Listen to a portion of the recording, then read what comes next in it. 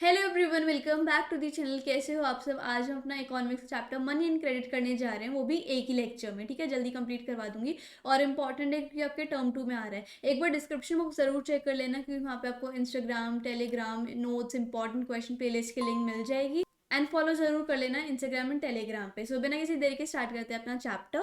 तो money as a medium of exchange, जो money है, जो पैसा है, वो हम लेन देन के काम आता है हमारे। अगर हम कुछ भी खरीदते हैं या फिर हम कुछ भी बेचते हैं, तो बदले में हमें क्या मिलता है? पैसा मिलता है, मनी मिलती है, या तो कॉइन्स की फॉर्म में या फिर पेपर नोट्स की फॉर्म में। ठीक है, सो मनी जो है वो लेन देन में, खरीदने बेचने में as a medium of exchange काम आता है। ठीक है, लेकिन ये जो मनी है ना, ये अब कुछ टाइम पहले ही आई है। पहले जो है लोग बाग अपने कैटल्स का या फिर ग्रेन्स का यूज़ करा करते थे। मतलब जैसे यहाँ पे लिखा हुआ है ना, इंडियंस यूज ग्रेन्स। जैसे कि किसी के पास गेहूं होते थे, किसी के पास चने होते थे, किसी के पास दाने होते थे, और बाजरा जवार होते थे, या फिर किसी के पास भेड़ बकरी होती थी, वो एज अ मनी वो यूज़ करते थे। कि मान लो मेरे को अगर किसी इंसान को कपड़े चाहिए, तो बदले में कुछ गेहूँ दे दे, कुछ राइस दे दे, एक भेड़ बकरी दे दे, इस तरीके से उसे कपड़े मिल जाते थे इन रिटर्न में। ठीक है, उसके बाद इससे कुछ टाइम काम नहीं चला। फिर आया था बार्टर सिस्टम। बार्टर सिस्टम अब हम बचपन से ही पढ़ते आ रहे हैं। इसमें क्या होता है, कोई भी मनी का इन्वॉल्वमेंट नहीं होता, गुड्स के बदले गुड्स शेयर करते हैं। ठीक है,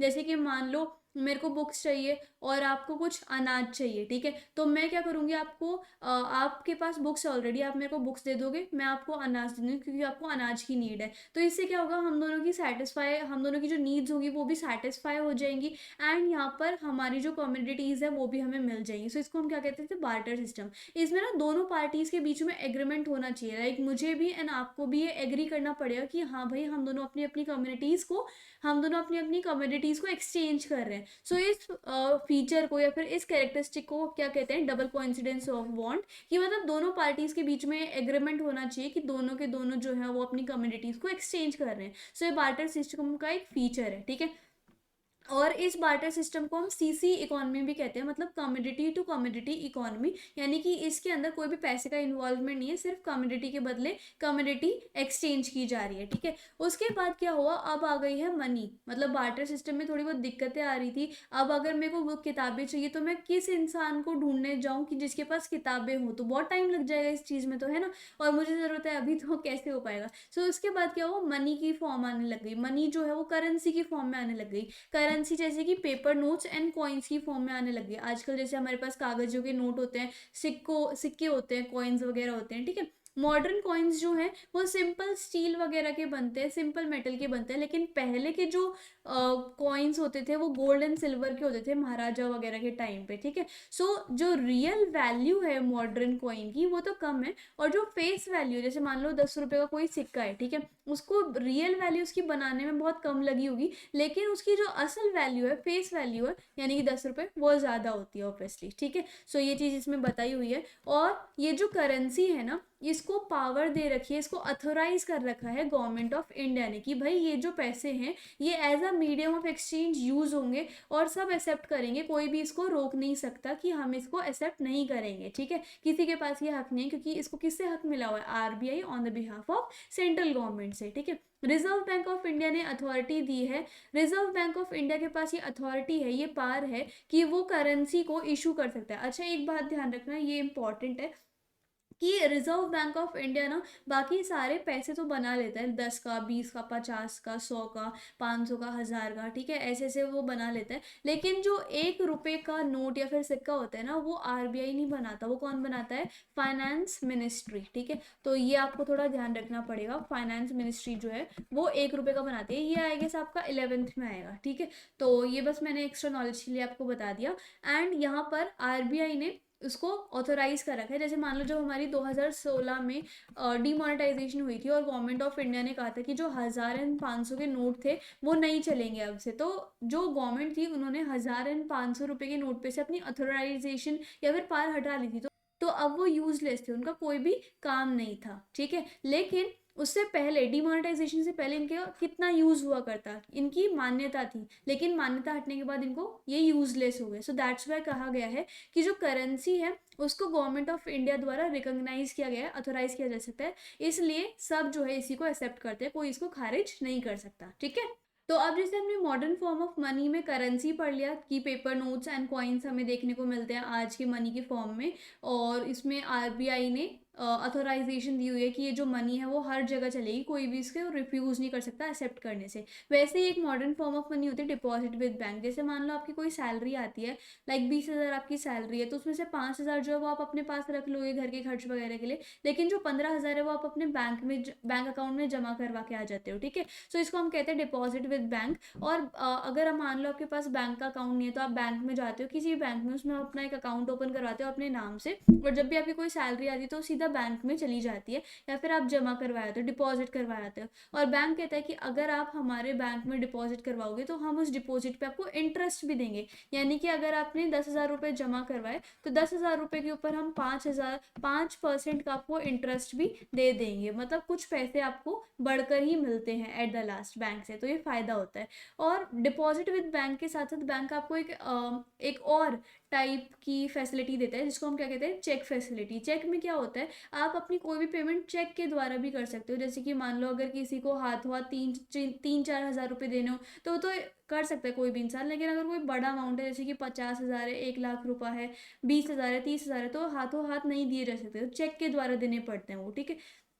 सो चेक एक पेपर का फॉर्म होता है, उसमें क्या होता है, आपका अकाउंट नंबर लिखा होता है, आपके साइन ऑलरेडी हुए होते हैं, बस आपको पे की जगह पर उस इंसान का नाम लिखना होता है जिस इंसान को आपको पे करना होता है, पैसे देने होते हैं, ठीक है। तो जैसे कि मान लो ये मेरा चेक है, इसके ऊपर मैं लिख देती हूँ अंजलि, ठीक है, और मेरे को अंजलि को पैसे देने हैं 30,000 रुपये, तो मैं उसको एज अ चेक दे दूंगी। अंजलि जो है वो इस चेक को बैंक में दिखा देगी और मेरे अकाउंट से उसको 30,000 रुपये मिल जाएगी कुछ वर्किंग डेज में। तो ये चेक की फैसिलिटी, ठीक है। अब हम बात कर लेते हैं loan activities of the bank. हमने मॉडर्न फॉर्म ऑफ मनी पढ़ लिया। बैंक में जैसे मान लो हम लोग हैं, हम लोग की जब सैलरी आती है तो हम क्या करते हैं, बैंक में पैसे जमा करवा के आ जाते हैं, और हमें जो है वो थोड़ा एक्स्ट्रा पैसा मिल जाता है एज इंटरेस्ट के रूप में, क्योंकि बैंक जो वो डिपॉजिट के ऊपर इंटरेस्ट देता है, ठीक है। साथ ही साथ बैंक क्या करता है, जो नीडी लोग होते हैं उनको पैसे भी दे देता है एज अ लोन, ठीक है। तो आप सोच रहे हो कि बैंक कमाता कैसे होगा। जैसे कि मान लो इस केस में हम ना एक एग्जाम्पल लेते हैं, लाइक दो पार्टीज है, party number 1 and party number 2। Party number 1 को लोन लेना है एंड पार्टी नंबर 2 को डिपॉजिट करवाना है, ठीक है। तो जैसे कि मान लो पार्टी नंबर 2 वाले इंसान ने क्या करा, 10,000 रुपये अपने बैंक में उसने जमा करा दिया, और बैंक ने उसको कहा कि हम आपको 5 या फिर 2% का इंटरेस्ट भी दे देंगे, ठीक है। तो उसको लास्ट में कितने पैसे मिलेंगे, 1 साल बाद 10,000 उसने जमा करवाए थे, 2% का उसने बैंक ने इंटरेस्ट दिया था, और 1 साल बाद उसको देखते हैं कितना मिलता है पैसा 10,000 का। तो उसको मिलेगा 1 ज़ा 6 ज़ा 2 3 ज़ा 2 50 ज़ा, और 50 को अगर हम 3 से डिवाइड करते हैं तो देखते हैं क्या आएगा। 50 को अगर हम 3 से करेंगे, 3 1 ज़ा 3 20, और 6 ज़ा 18 2, तो 16.6। तो इंटरेस्ट का उसको 16.6 रुपीज़ मिल जाएगा 10,000 के ऊपर, ठीक है। तो उसको लास्ट में 10,000 16.6 रुपये मिल जाएंगे। मतलब कुछ ना कुछ तो बढ़ता ही है, बैंक हमें थोड़ा बहुत इंटरेस्ट तो देता ही है, 10,000 तो देता ही देता है, साथ में इंटरेस्ट का जो हमारा बनता है वो भी हमें मिलता है। अब लोन देखते हैं, एक इंसान आया, उसने कहा कि मुझे लोन चाहिए 10,000 रुपये का, ठीक है। तो बैंक कहता है कि ठीक है, हम आपको 10,000 रुपये का लोन दे देंगे, लेकिन साथ ही साथ आपको हमें 10,000 तो आप बाद में दोगे ही दोगे, लेकिन 5% का आपको रिटर्न, या फिर चलो मैं यहाँ पे लगा लेती हूँ, हाँ 5% का आपको इंटरेस्ट हमें देना पड़ेगा 10,000 के ऊपर, ठीक है। तो या फिर तो उसके बाद क्या होता है, वो जो इंसान है वो 10,000 रुपये तो देगा ही देगा जब वो रीपे करेगा लोन, लेकिन साथ ही साथ वो 10,000 रुपये पे 5% का वो इंटरेस्ट भी देगा 1 साल बाद, ठीक है, या फिर 6 महीने बाद। तो हमें सबसे पहले कैलकुलेट कर लेना चाहिए कि कितना परसेंट इंटरेस्ट हुआ। लाइक मैं अगर यहाँ पे 6% इंटरेस्ट मान लेती हूँ, यहाँ पे मैंने 6 कर लिया, तो 6 1 ज़ा 6 2 ज़ा एंड 50, तो उसको 50 रुपीज़ इंटरेस्ट ज़रूर देना पड़ेगा 1 साल बाद। तो 10,000 प्लस 50, तो उसको 10,000 तो देने ही पड़े, साथ ही साथ उसको 50 रुपये भी एक्स्ट्रा देने पड़ेंगे ब्याज के तौर पे। तो अब अगर हम इस अमाउंट में और इस अमाउंट को डिडक्ट करेंगे, इस वाले अमाउंट को, तो कितना रुपए बनेगा, मतलब 10,050 में से अगर हम माइनस करेंगे 10,000 16 रुपये, तो कितने हो जाएंगे, ये हो जाएंगे आपके 34 रुपीज़, ठीक है। तो ये जो 34 रुपीज़ आए ना, ये हो जाएगी बैंक की इनकम, ठीक है, इजी है। तो जितना हम डिपॉजिट कराते हैं बैंक में, और जितना हमें ब्याज मिलता है, और जितना और ये जो बैंक होता है ना, वो क्या करता है, जैसे लोग बाग ने डिपॉजिट करवा दिया तो इसका कुछ पार्ट रख के बाकी सारा हमारा जो पैसा है वो नीडी लोगों को वो दे देता है, ठीक है। इस तरीके से बैंक जो है वो अपनी कमाई करता है। तो यहाँ पे देखो ये लिखा हुआ है, the difference between interest on borrowing money and the difference of deposit money is the income for the bank, ठीक है। वो डिपॉजिटेड मनी का मेजर पोर्शन उन लोगों को देता है जिन लोगों को ज़रूरत होती है, और अपने पास बस थोड़ा सा ही पैसा रखता है, क्योंकि मान लो अगर कोई इंसान आ जाए कि भाई हमने जो जमा जमा करवाए हुए पैसे थे वो हमें वापस दे दो, तो बैंक जो है वो थोड़े बहुत पैसे वापस दे देता है। तो बैंक जो है वो थोड़ा बहुत अपने पास तो रखता है ये डिपॉजिट, ताकि अगर कोई इंसान है, किसी को ज़रूरत है, तो वो उसको प्रोवाइड कर दे। बाकी जो पैसा है बैंक वो किसी को लोन के रूप में दे देता है, और इस तरीके से बैंक जो अपनी कमाई करता है, ठीक है। तो देख रहे हो कितना बुद्धिमानी का काम है। नेक्स्ट टॉपिक देखो, टू डिफरेंट क्रेडिट सिचुएशन। अब यहाँ पे दो डिफरेंट क्रेडिट सिचुएशन है। क्या क्रेडिट क्या होता है, एक टाइप का एग्रीमेंट है कि लोग जो हैं वो कहते हैं कि हमें कोई थोड़ा बहुत पैसा दे दो और हम आपको थोड़े टाइम बाद वो पैसा जो है वो रिपे कर देंगे कुछ इंटरेस्ट के साथ साथ, ठीक है। इसको हम क्या कहते हैं, क्रेडिट, ठीक है। अब दो टाइप की क्रेडिट की सिचुएशन होती है। पहली सिचुएशन क्या है, जब एक इंसान कुछ पैसे बोरो कर लेता है किसी भी इंसान से, और वो कहता है कि भाई मैं तुम्हारा पैसा कुछ टाइम बाद पे कर दूंगा, 1 साल बाद, जब मेरा प्रोडक्शन वर्क जो है वो कंप्लीट हो जाएगा। फिर साल के लास्ट में क्या होता है, वो इंसान बहुत अच्छा प्रॉफिट कमा लेता है प्रोडक्शन एक्टिविटी से, ठीक है। और उसके बाद वो इतना ज़्यादा प्रॉफिट कमा लेता है कि वो जो लोन का अमाउंट है वो पे कर देता है। इससे क्या होता है, उसकी इनकम भी काफ़ी अच्छी बढ़ जाती है, और लोन के पैसे भी उतर जाते हैं, और उसके पास कुछ पैसा जो है वो बच भी जाता है, ठीक है। लेकिन अब दूसरी सिचुएशन क्या होती है, एक इंसान जो है वो मनी को बोरो कर लेता है प्रोडक्शन एक्टिविटी के लिए, और वो प्रॉमिस करता है कि मैं आपका जो लोन है वो साल के लास्ट में कर दूंगा, दे दूंगा, और जब मेरा प्रोडक्शन जो वर्क है वो कंप्लीट हो जाएगा। लेकिन साल के लास्ट में वो पैसे नहीं दे पाया, क्योंकि उसका जो प्रोडक्शन या फिर उसका जो बिजनेस है वो लॉस में चला गया। तो इस सिचुएशन में वो कर्जे के नीचे दब गया है, जिसको हम डेब्ट ट्रैप कहते हैं। और इसलिए वो पर्सन जहाँ पे पहले इतनी अच्छी सिचुएशन पे था, वो अब और ज़्यादा बेकार हो गया, तो पहले से भी वर्स ऑफ हो गया। सो ये दो सिचुएशन होती है क्रेडिट की, मतलब किसी इंसान के साथ लोन लेके अच्छा भी हो सकता है और बुरा भी हो सकता है, ठीक है। अब आते हैं हम टर्म ऑफ क्रेडिट पे, लेकिन उससे पहले हम बात कर लेते हैं कि कोलेट्रल क्या होता है।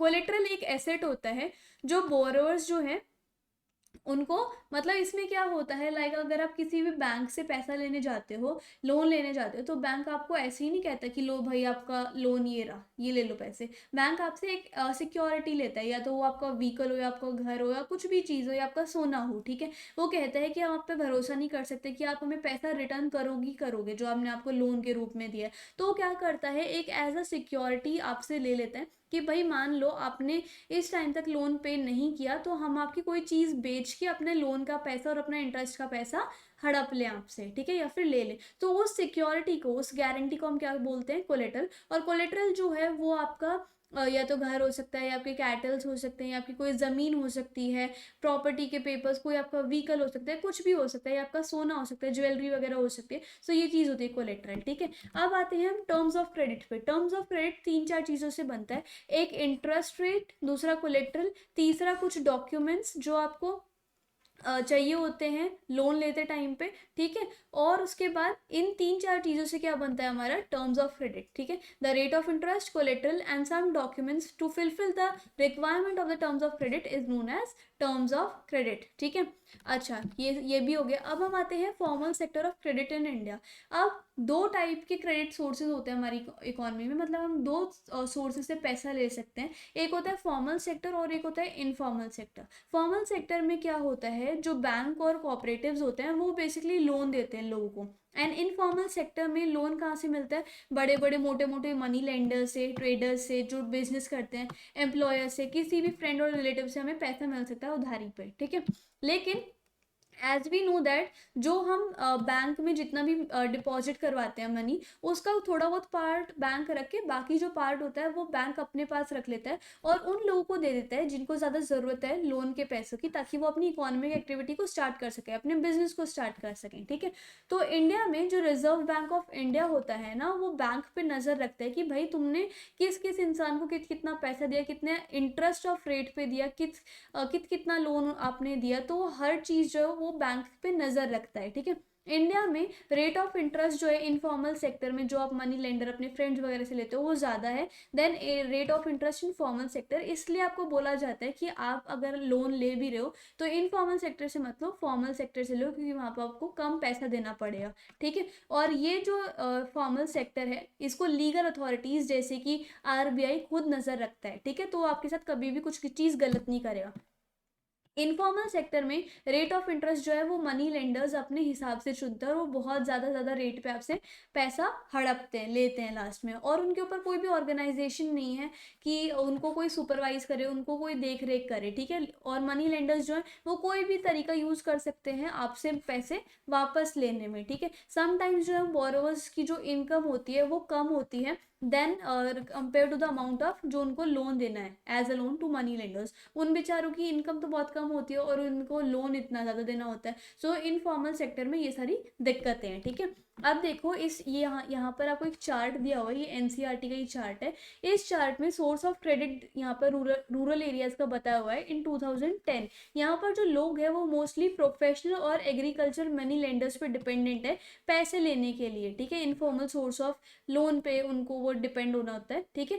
कंट्री के डेवलपमेंट के लिए चीप मतलब कम रेट में और अफोर्डेबल क्रेडिट बहुत ज़्यादा ज़रूरी है, क्योंकि हर इंसान को पैसे की ज़रूरत पड़ती है और मनी लेंडर्स के बदले उन्हें कोई अच्छा सोर्स ऑफ क्रेडिट होना चाहिए उनके पास, लाइक बैंक वगैरह। तो गवर्नमेंट को ऐसी कुछ चीज़ें फैसिलिटेट करनी चाहिए जिससे कि फॉर्मल सोर्स ऑफ क्रेडिट जो है वो रूरल एरियाज में ज़्यादा बढ़ जाए। ठीक है। अब आगे देखते हैं।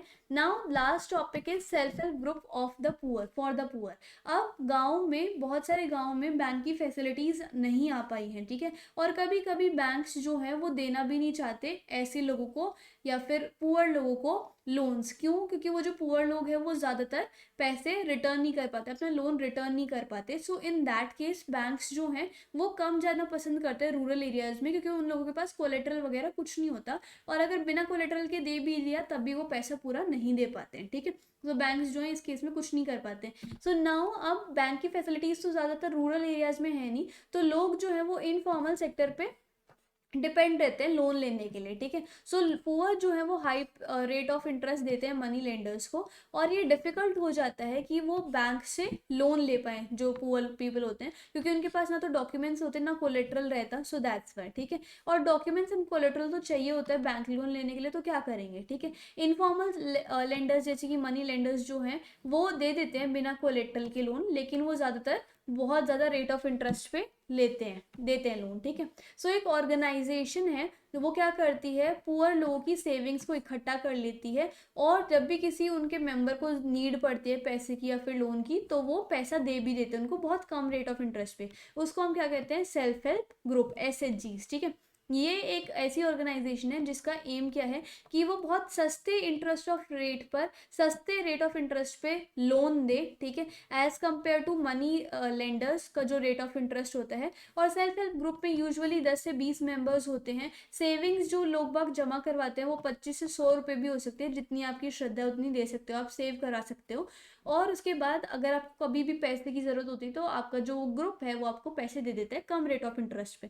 तो ऐसे ग्रुप्स होते हैं। ठीक है। ये जो ऑर्गेनाइजेशन है, ये जो सेल्फ हेल्प ग्रुप है, वो साथ ही साथ आपको एम्प्लॉयमेंट अपॉर्चुनिटी भी देता है। ठीक है। स्मॉल लोन्स भी देता है आपको, अगर आपकी कोई गिरवी लैंड है उसको बचाने के लिए। ठीक है। और अगर आपको कोई कैपिटल की नीड, आपको कोई बिजनेस स्टार्ट करना है उसके लिए पैसे की नीड है तब भी वो देता है। कोई आपको घर में सामान लेना है तब भी आपको लोन दे देता है। ठीक है। और ऑल्सो अगर मान लो आप नॉन रिपे नहीं कर पाए अपना लोन जमा, तो मेंबर हो, कोई एक मेंबर जो है सेल्फ हेल्प ग्रुप का, वो आपके बदले आपका लोन दे देता है। तो ये इतनी अच्छी ऑर्गेनाइजेशन है। ठीक है। सो इसी अच्छी ऑर्गेनाइजेशन के साथ साथ हमारा चैप्टर भी खत्म होता है। एंड आई होप आपको मेरी एक्सप्लेनेशन अच्छी लगी होगी, हमने वन शॉट में कंप्लीट भी कर लिया। एक बार टेलीग्राम एंड इंस्टाग्राम पे जरूर फॉलो कर लेना और डिस्क्रिप्शन बॉक्स भी चेक कर लेना। So if you like the video and the explanation then please like, share, comment and subscribe the channel. Thank you so much.